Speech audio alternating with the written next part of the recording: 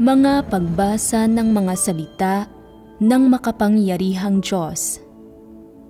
Ang mga responsibilidad ng mga leader at manggagawa. Ang mga responsibilidad ng mga leader at manggagawa, 15.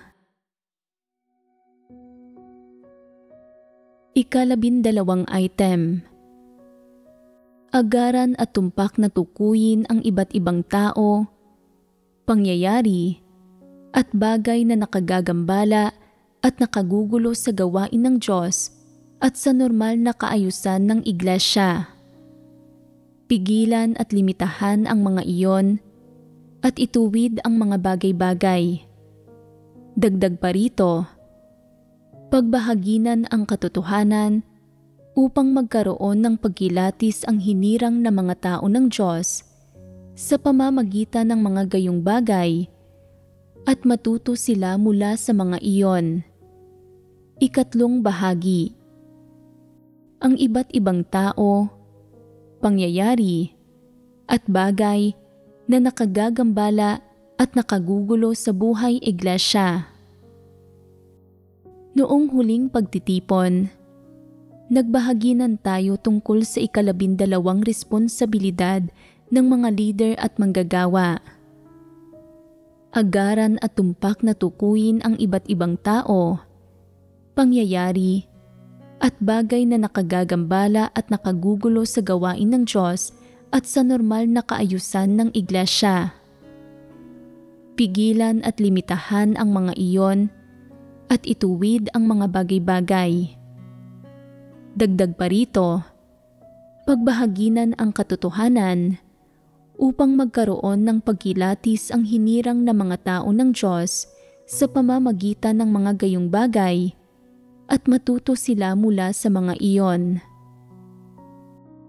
Pagdating sa responsibilidad na ito, pangunahin tayong nagbahaginan tungkol sa iba't ibang problemang nauugnay sa buhay iglesia na hinati natin sa 11 issue. Sige, at basahin mo ang mga ito. Una, madalas na paglihi sa paksa kapag nagbabahaginan sa katotohanan. Ikalawa, pagsasabi ng mga salita at doktrina para ilihis ang mga tao at makuha ang kanilang pagpapahalaga.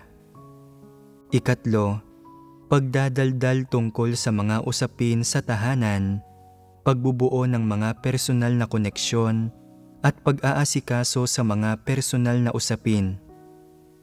Ika-4, pagpapangkat-pangkat. Ika-5, pakikipag-agawan para sa katayuan. Ika-6, pakikibahagi sa mga diwastong ugnayan. Ika-7, pambabatikos at pagbabangayan sa isa't isa. Ika-8, pagpapakalat ng mga kuro-kuro. Ika-9, pagbubulalas ng pagkanegatibo. Ika-10, pagpapakalat ng walang batayang mga tsismis. At ika-11, pagmamanipula at paggambala sa mga halalan. Noong nakaraan, nagbahaginan tayo tungkol sa ika-5 issue na ang pakikipag-agawan para sa katayuan at ang ika-6 na issue na ang pakikibahagi sa mga diwastong ugnayan. Ang dalawang uri ng mga problemang ito, tulad ng naunang 4 na issue, ay nagdudulot din ng mga kaguluhan at pagkagambala sa buhay iglesia at sa normal na kaayusan ng iglesia.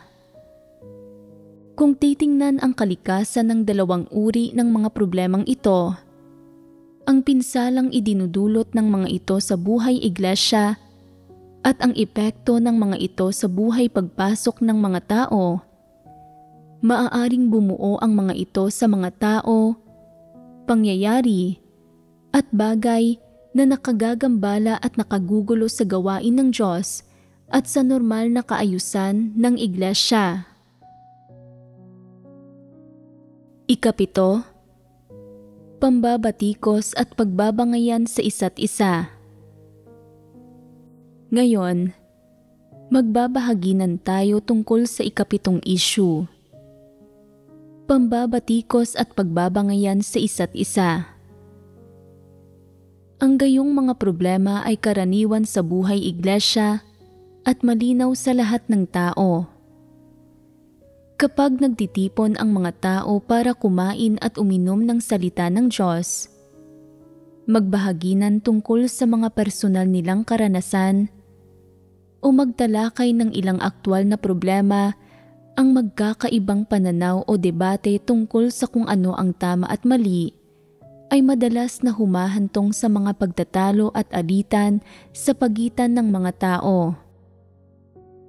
Kung hindi nagkakasundo ang mga tao at may iba't iba silang perspektiba, pero hindi ito nakagugulo sa buhay iglesia, maituturing ba ito na pambabatikos at pagbabangayan sa isa't isa? Hindi nga ito maituturing na gayon.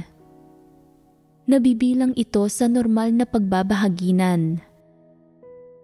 Sa makatuwid, sa panlabas, maraming problema ang maaaring tila nauugnay sa ikapitong issue, pero sa katunayan, tanging iyong mga mas malubha pagdating sa mga sitwasyon at kalikasan at maituturing bilang mga paggambala at panggugulo ang nabibilang sa ilalim ng isyung ito. Magbahaginan tayo ngayon tungkol sa kung aling kalikasan ng mga problema ang batayan para maging kalipikado ang mga ito na maisama sa ilalim ng isyung ito. Una, kung titingnan ang mga pagpapamalas ng pambabatikos sa isa't isa, tiyak na hindi ito tungkol sa normal na pagbabahaginan tungkol sa katotohanan o paghahanap sa katotohanan o pagkakaroon ng iba't ibang pagkaunawa o liwanag batay sa pagbabahaginan sa katotohanan o paghahanap, pagbabahaginan, pagtatalakay sa mga katotohanang prinsipyo at paghahanap ng landas ng pagsasagawa tungkol sa isang partikular na katotohanan. Sa halip, tungkol ito sa pakikipagtalo at pakikipag-alitan sa kung ano ang tama at mali. Sa pangkalahatan, ay ganito ito na ipapamalas. Nangyayari ba minsan ang ganitong uri ng issue sa buhay iglesia? Batay lang sa mga panlabas na hitsura, malinaw na ang pagkilos tulad ng pambabatikos sa isa't isa ay tiyak na hindi tungkol sa paghahanap sa katotohanan o tungkol sa pagbabahaginan sa katotohanan sa ilalim ng paggabay ng banal na espiritu o tungkol sa pakikipagtulungan ng matiwasay. Sa halip, nakaugat ito sa pagkamainiti ng ulo at ang wikang ginamit dito ay naglalaman ng paghusga at pagkondina at maging ng mga pagsumpa. Ang ganitong uri ng pagpapamalas ay tunay na isang pagbubunyag ng tiwaling disposisyon ni Satanas. Kapag binabatikos ng mga tao ang isa't isa, matalas man o maingat ang wika nila, nakapaloob dito ang pagkamainiti ng ulo, ang pagkakaroon ng masamang hangarin, at pagkamuhi, at wala itong pagmamahal, pagpaparaya, at pagtitiis, at likas na lalong wala itong matiwasay na pakikipagtulungan. Iba't iba ang mga pamamaraang ginagamit ng mga tao para batikusin ang isa't isa. Halimbawa, kapag tinatalakay ng dalawang tao ang isang usapin, sinasabi ni A kay B, may masamang pagkatao at mayabang na disposisyon ang ilang tao. Nagpapakitang gilas sila sa tuwing may kaunti silang ginagawa at hindi sila nakikinig sa kanino man. Katulad lang sila ng sinasabi ng mga salita ng Diyos tungkol sa mga barbaro at walang pagkatao gaya ng mga hayop. Pagkarinig nito, iniisip ni B, hindi ba't ako ang tinutukoy ng sinabi mo? Ginamit mo pa ang mga salita ng Diyos para ilantad ako. Dahil nagsalita ka tungkol sa akin, hindi rin ako magpipigil. Hindi ka naging mabait sa akin, kaya gagawan kita ng mali. Kaya, sinasabi ni B, maaaring tila napakadeboto ng ilang tao sa panlabas, pero ang totoo, sa kaibuturan nila ay mas masahol sila kaysa sa sino paman. Nakikibahagi pa nga sila sa mga diwastong ugnayan sa kasalungat na kasarian, tulad lang ng malalandi at mga babaeng bayaran na binanggit sa mga salita ng Diyos. Labis na nasusuklam ang Diyos sa gayong mga tao. Tutol siya sa kanila. Ano ang silbi ng pagmumukhang deboto? Pagpapanggap lang ang lahat ng iyon. Pinakaayaw ng Diyos sa mga nagpapanggap. Lahat ng nagpapanggap ay mga Pariseyo. Pagkarinig nito, iniisip ni A, isa itong kontra-atake laban sa akin. Pwes, hindi ka naging mabait sa akin, kaya huwag mo akong sisisihin kung hindi ako magpipigil. Nagsimula na silang dalawa na mag-away. Sagutan sila ng sagutan. Pagbabahaginan ba ito tungkol sa mga salita ng Diyos? Ano ang ginagawa nila? Binabatikos ang isa't isa at nag-aaway. Sinusunggaban pa nga nila ang ilang kalamangan at naghahanap ng batayan para sa mga pambabatikos nila. Ginagamit ang mga salita ng Diyos bilang ang batayan. Ito ay pambabatikos sa isa't isa at kasabay nito, ito ay pagbabangayan. Nakikita ba minsan sa buhay iglesia ang ganitong anyo ng pagbabahaginan? Normal na pagbabahaginan ba ito? Pagbabahaginan ba ito na nakapaloob sa normal na pagkatao? Kung gayon, nagdudulot ba ng mga paggagambala at kaguluhan sa buhay iglesia ang ganitong anyo ng pagbabahaginan? Anong uri ng mga paggagambala at kaguluhan ang idinudulot nito? Nagugulo ang normal na buhay iglesia. Nasasadlak sa mga alitan ang mga tao tungkol sa kung ano ang tama at mali. At dahil dito, hindi nila tahimik na mapagnilayan at mapagbahaginan ang mga salita ng Diyos.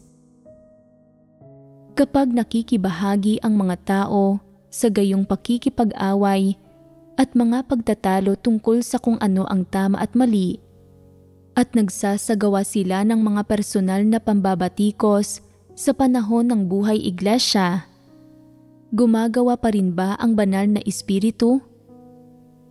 Hindi gumagawa ang banal na espiritu. Labis na nakagugulo sa puso ng mga tao ang ganitong uri ng pagbabahaginan. May ilang salita sa Biblia. Naaalala ba ninyo ang mga ito?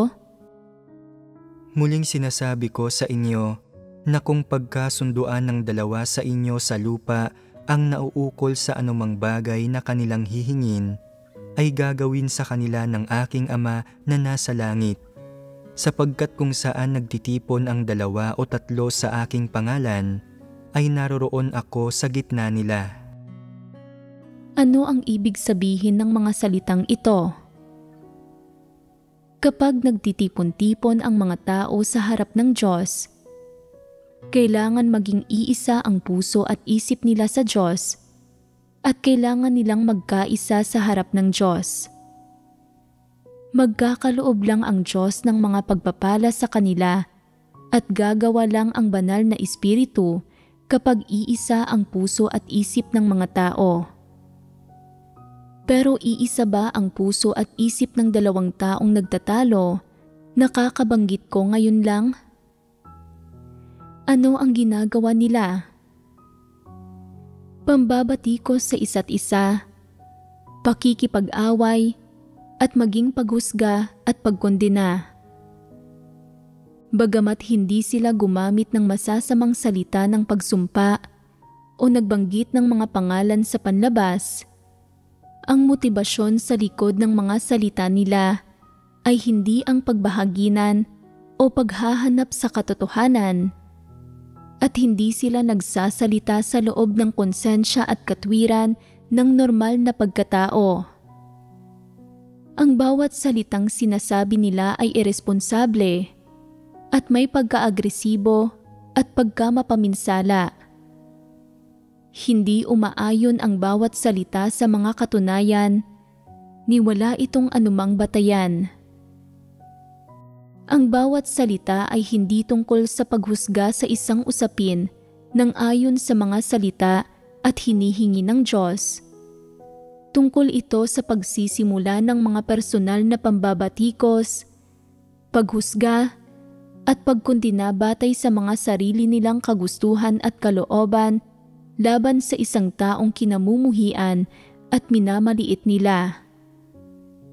Wala sa mga ito ang mga pagpapamalas ng pagiging iisa sa puso at isip. Sa halip, ang mga ito ay mga salita at pagpapamalas na nagmumula sa pagkamainiti ng ulo at sa tiwaling disposisyon ni Satanas, at hindi nakakalugod ang mga ito sa Diyos. Sa makatuwid, walang gawain ng banal na espiritu roon. Isa itong pagpapamalas ng pambabatikos sa isa't isa. Sa buhay iglesia, madalas na lumilitaw ang mga alitan at di pagkakasundo sa pagitan ng mga tao tungkol sa maliliit na usapin o sa magkasalungat na mga pananaw at interes. Madalas ding nagaganap ang mga alitan dahil sa mga hindi magkatugmang personalidad, ambisyon, at kagustuhan. Lumilitaw rin ang iba't ibang uri ng pagtatalo at di pagkakasundo sa mga individual dahil sa mga pagkakaiba sa katayuan sa lipunan at antas ng pinag-aralan o mga pagkakaiba sa usapin ng pagkatao at kalikasan nila, at maging mga pagkakaiba sa usapin ng mga paraan ng pananalita at pangangasiwa sa mga usapin, bukod pa sa ibang mga dahilan.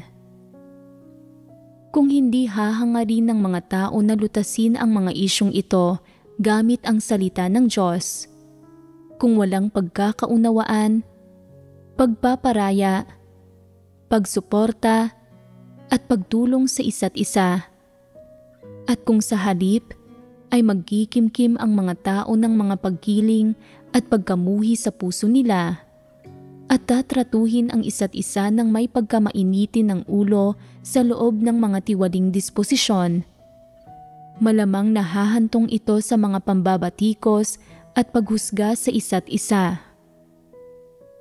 May kaunting konsensya at katwiran ang ilang tao, at kapag nagaganap ang mga alitan, nagagawa nilang magpasensya, kumilos ng may katwiran, at tulungan ang kabilang panig ng may pagmamahal. Gayunpaman, hindi ito makamit ng ilang tao. Wala sila kahit ng pinakabatayang pagpaparaya, pagpapasensya, pagkatao, at katwiran.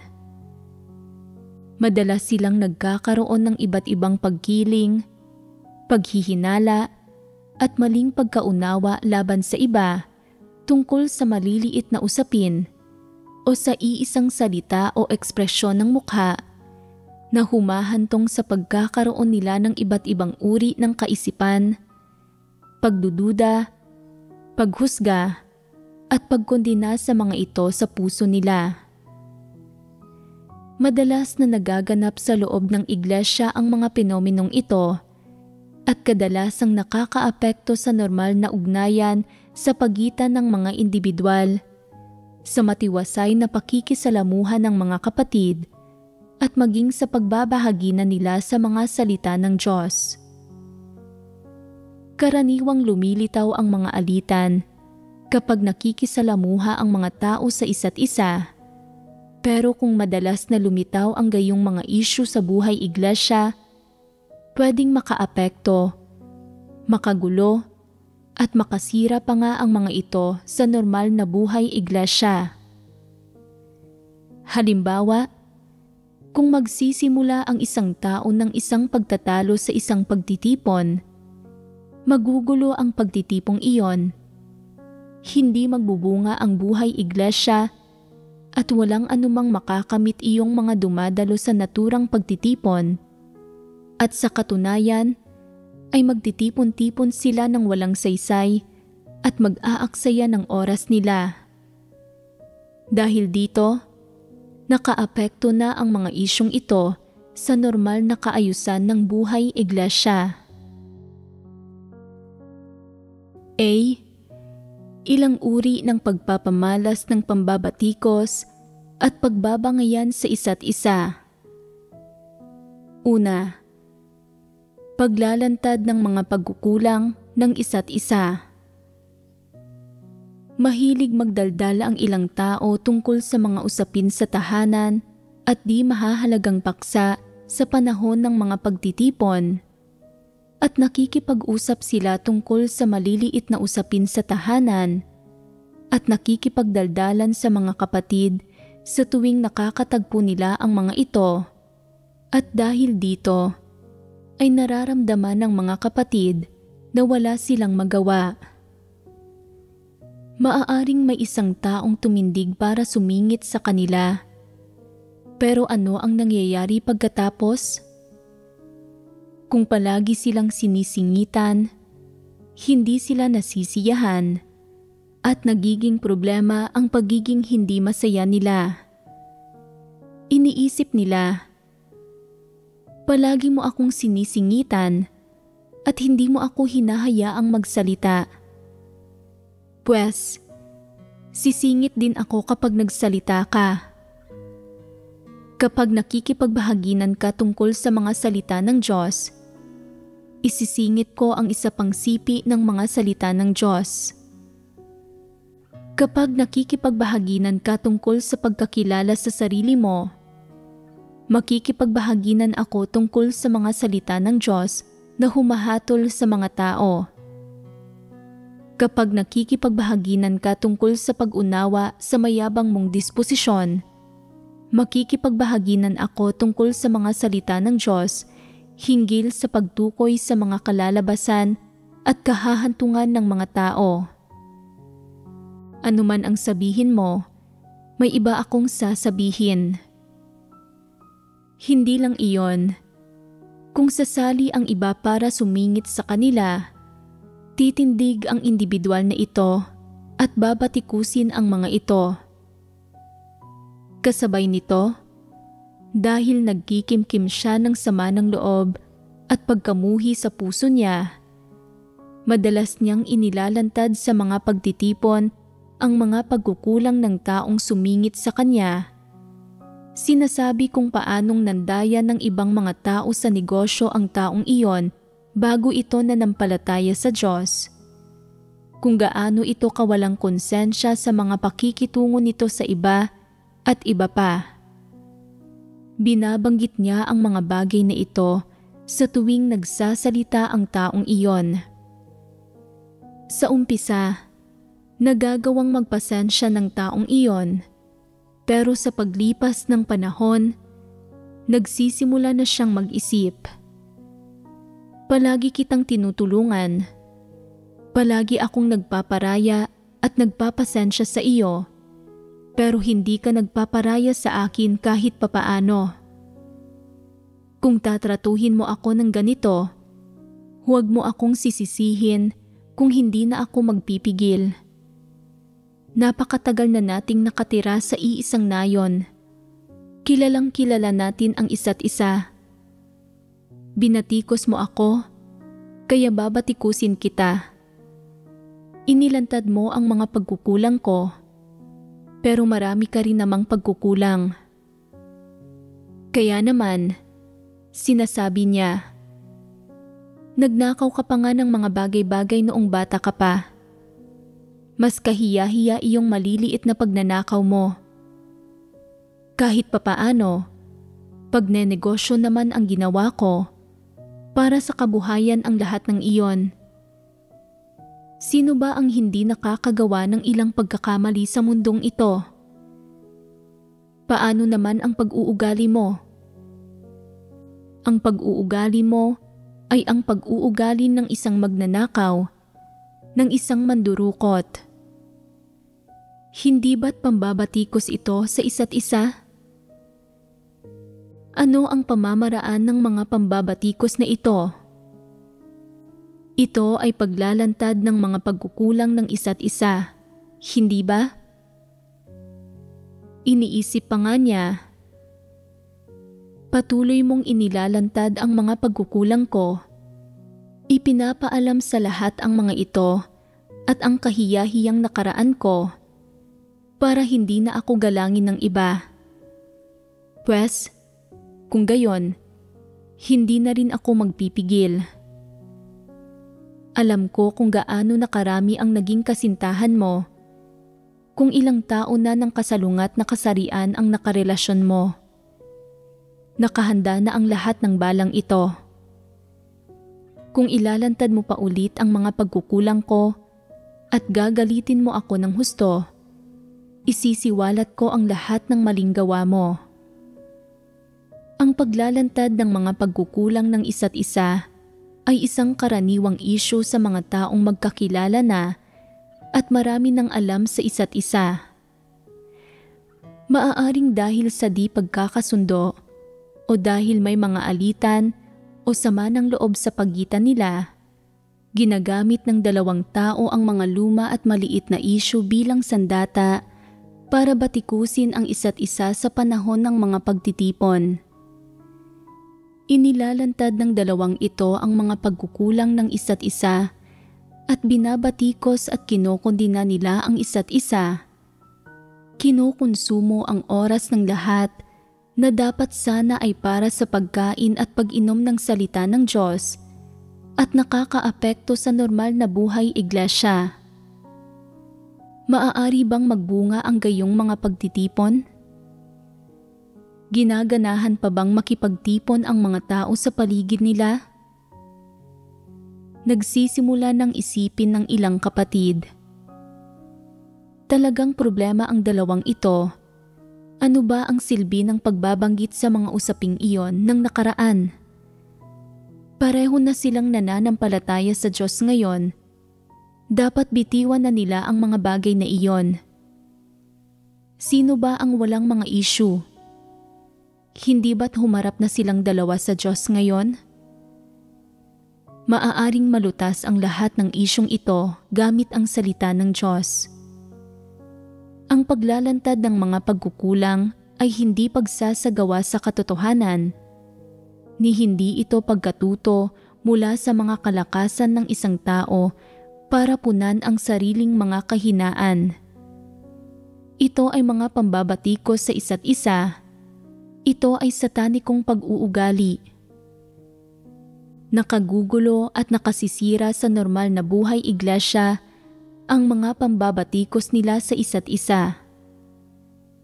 Walang makapipigil sa kanila at hindi sila makikinig sino man ang makipagbahaginan sa kanila tungkol sa katotohanan. Pinapayuhan sila ng ilang tao. Itigil na ninyo ang paglalantad ng mga pagkukulang ng isa't isa. Sa totoo lang, hindi naman malaking issue ang buong usaping ito. Hindi ba't maikling sagutan lang ito? Wala namang matinding pagkamuhi sa pagitan ninyong dalawa. Kung magagawa ninyo pareho na maging bukas, ilantad ang sarili ninyo, bitiwan ang mga pagkiling, sama ng loob at pagkamuhi ninyo para magdasal at hanapin ang katotohanan sa harap ng Diyos, malulutas ang lahat ng isyong ito. Pero hindi pa rin magkasundo ang dalawang tao. Sinasabi ng isa sa kanila, kung magagawa niyang maunang humingi ng tawad sa akin at kung siya ang unang magbubukas at maglalantad ng sarili niya, gagawin ko rin iyon. Pero kung tulad ng dati, hindi niya bibitiwan ang isyong ito, hindi ako magpipigil laban sa kanya. Sinasabihan mo akong isagawa ko ang katotohanan. Bakit hindi niya isagawa iyon? Sinasabihan mo akong bitiwan ko ang mga bagay-bagay. Bakit hindi siya ang maunang gumawa nito?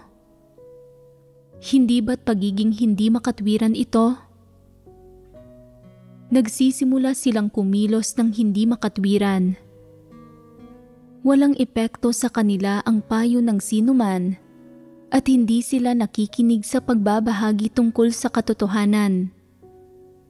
Sa sandaling magkita sila, nagtatalo na sila. Inilalantad na nila ang mga pagkukulang ng isa't isa at binabatikos nila ang isa't isa. Maliban sa hindi pagsusuntukan, may pagkamuhi sa lahat ng ginagawa nila sa isa't isa at may halong pambabatikos at pagsumpa ang bawat salitang binibitiwan nila. Kung sa buhay iglesia, may dalawang taong ganito na nambabatikos at nagbabangayan sa sandaling makita nila ang isa't isa, maaari bang magbunga ang buhay iglesia na ito? May makakamit bang anumang positibo rito ang mga tao? Wala. Kapag lumilitaw ang gayong mga sitwasyon, nag-aalala ang karamihan ng tao. Sinasabi nila, sa tuwing nagtitipon tayo, palaging nag-aaway ang dalawang iyon at hindi sila nakikinig sa payo ng sinuman. Ano ang dapat nating gawin? Hanggat naroroon sila, hindi payapa ang mga pagtitipon at nagugulo nila ang lahat ng tao. Sa gayong mga kaso, dapat mamagitan ang mga leader ng iglesia para lutasin ang issue. Hindi nila dapat hayaang patuloy na guluhin ng gayong mga individual ang buhay iglesia. Kung pagkatapos ng paulit-ulit na payo, pakikipagbahaginan at positibong paggabay ay walang nakakamit na mga resulta at patuloy na pinanghahawakan ng dalawang panig ang mga pagkiling nila at ayaw nilang patawarin ang isa't isa at patuloy nilang binabatikos ang isa't isa at ginugulo ang buhay iglesia, kailangan ng pangasiwaan ang usapin ayon sa mga prinsipyo. Dapat sabihin sa kanila, kayong dalawa ay matagal nang nasa ganitong kalagayan at nagdulot ito ng matitinding kaguluhan sa buhay iglesia at sa lahat ng kapatid. Galit ang karamihan ng tao sa pag-uugali ninyong ito, pero natatakot silang magsalita tungkol dito. Dahil sa kasalukuyan ninyong saloobin at mga pagpapamalas, alinsunod sa mga prinsipyo, kailangang suspendihin ng iglesia ang pakikilahok ninyo sa buhay iglesia at ibukod kayo para pagnilayan ang sarili ninyo. Kapag kaya na ninyong magkasundo ng matiwasay, lumahok sa normal na pakikipagbahaginan at magkaroon ng mga normal na ugnayan sa ibang tao. Kung gayon, pwede na kayong bumalik sa buhay iglesia. Sumang-ayon man sila rito o hindi, dapat magdesisyon ng ganito ang iglesia. Pangangasiwa ito sa usapin batay sa mga prinsipyo. Kailangang pangasiwaan sa gayong paraan ang mga usaping ito. Sa isang banda, nakakabuti ito para sa dalawang individual. Maaari itong makahikayat sa kanila na magnilay-nilay at kilalanin ang sarili nila. Sa kabilang banda, pangunahin itong pinoprotektahan ang mas marami pang mga kapatid mula sa panggugulo ng masasamang tao. Sinasabi ng ilang tao, wala naman silang ginawang anumang kasamaan. Sa usapin naman ng diwa nila, hindi rin sila masasamang tao. May maliliit lang silang kapintasan sa pagkatao nila. Suti lang sila. May tendensiya na maging hindi makatwiran at may tendensiya na mainggit at makipag-alitan. Bakit sila ibubukod ng dahilang dito? Ano man ang pagkatao nila, basta't nagdudulot sila ng kaguluhan sa buhay iglesia, dapat mamagitan ang mga leader ng iglesia para tugunan at lutasin ang issue. Kung masama ang dalawang individual na ito, sa sandaling makilatis ito, ang tugon ay hindi dapat ang simpleng ibukod sila. Dapat magdesisyon kaagad na direkta silang paalisin. Kung ang mga kilos nila ay limitado sa pambabatikos sa isa't isa at pagtatalo tungkol sa tama at mali nang hindi nagdudulot ng pinsala sa iba o gumagawa ng ibang masamang gawa na magdudulot ng mga kawalan sa mga interes ng sambahayan ng Diyos at hindi sila masama, hindi na sila kailangan pang paalisin. Sa halip, dapat suspendihin ang buhay iglesia nila at dapat silang ibukod para pagnilayan ang sarili nila. Pinakaangkop ang pamamaraang ito. Ang layo ng pangangasiwa sa isyu sa ganitong paraan ay para masiguro ang normal na kaayusan ng buhay iglesia at matiyak na makakapagpatuloy ng normal ang gawain ng iglesia.